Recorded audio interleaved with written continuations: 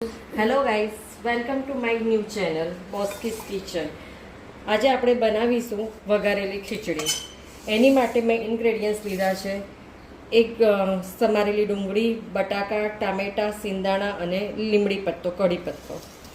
અને એમાં જશે મસાલા: લાલ મરચું 1 સ્પૂન, અડધી ચમચી હળદર, 1 ચમચી ધાણા જીરું, 1 ચમચી મીઠું સ્વાદ અનુસાર, ગરમ મસાલો, ધાણા જીરું, લવિંગ છે અને તજ છે, તમે જોઈ શકો છો.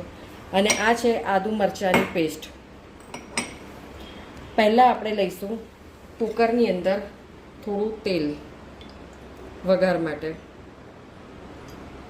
પછી આપણે એને સ્લો ફ્લેમ પર તેલ થવા માટે મૂકીશું.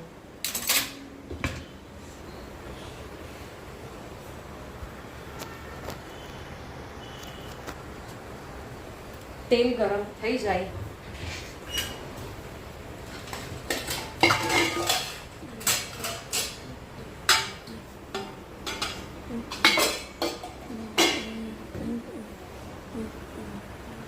એટલે આપણે એની અંદર રાઈના દાણા નાખીશું.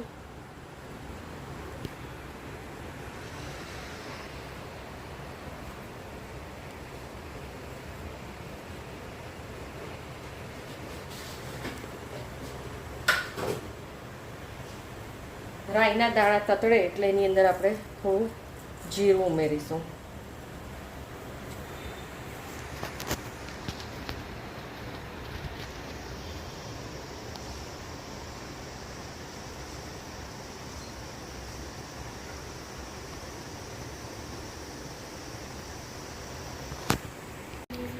રાઈ અને જીરું તતડી ગયા પછી આપણે એમાં ઉમેરીશું ઓનિયન,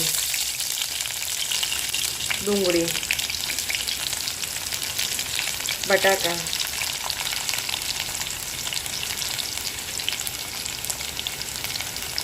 કઢી પત્તો, સિંગદાણા અને બરાબર મિક્સ કરી લઈશું.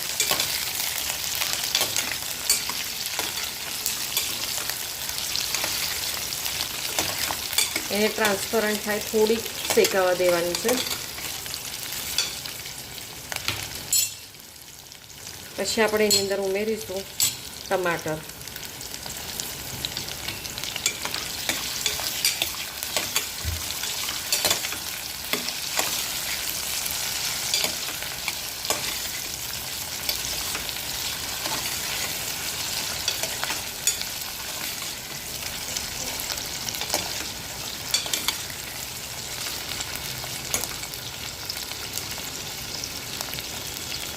એને 2 મિનિટ માટે ચડવા દઈશું. હવે આપણે એમાં ઉમેરીશું આદુ મરચાંની પેસ્ટ.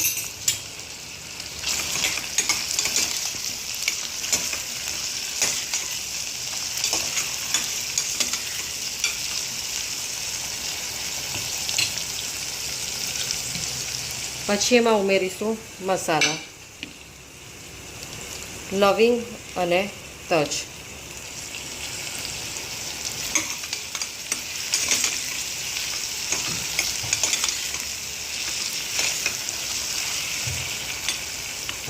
હવે એમાં ઉમેરીશું આપણે હળદર, લાલ મરચું, ધાણા જીરું, મીઠું, ગરમ મસાલો.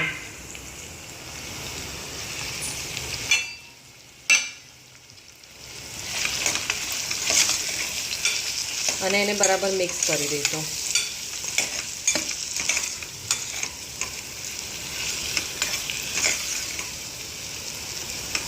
મસાલા થઈ જાય પછી આપણે એમાં 1.5 ગ્લાસ જેટલું પાણી ઉમેરીશું.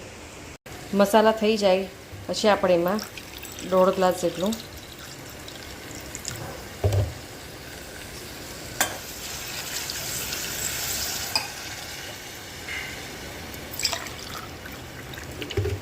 પાણી ઉમેરીશું.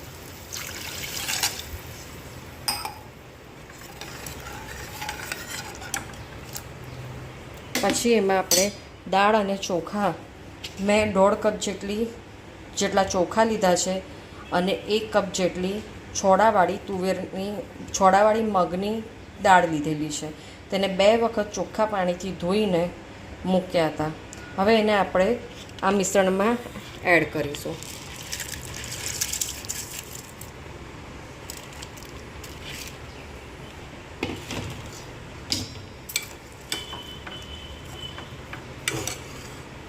તમે જોઈ શકો છો કે કુકરમાં બધું મિક્સ થઈ ગયું છે. હવે આપણે કુકરને ઢાંકણું બંધ કરીને 3 થી 4 સીટી સુધી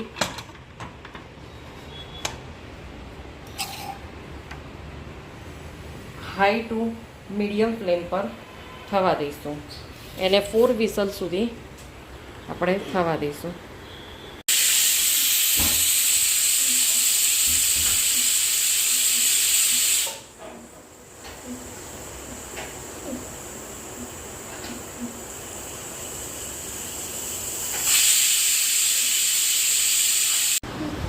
આ છે આપણી વઘારેલી ખીચડી કુકરમાં થઈને તૈયાર થઈ ગઈ છે. હવે એને આપણે ધાણા વડે ગાર્નિશ કરીશું.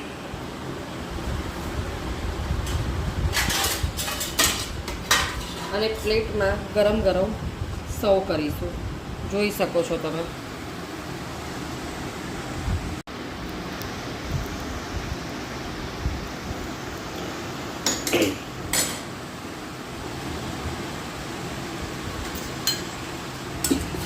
અને આ છે આપણું ઘરે બનાવેલું હોમમેડ દહીં.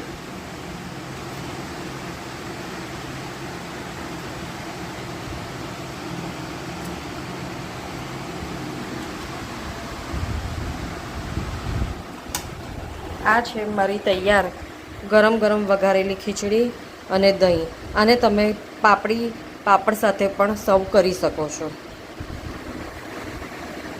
Thank you.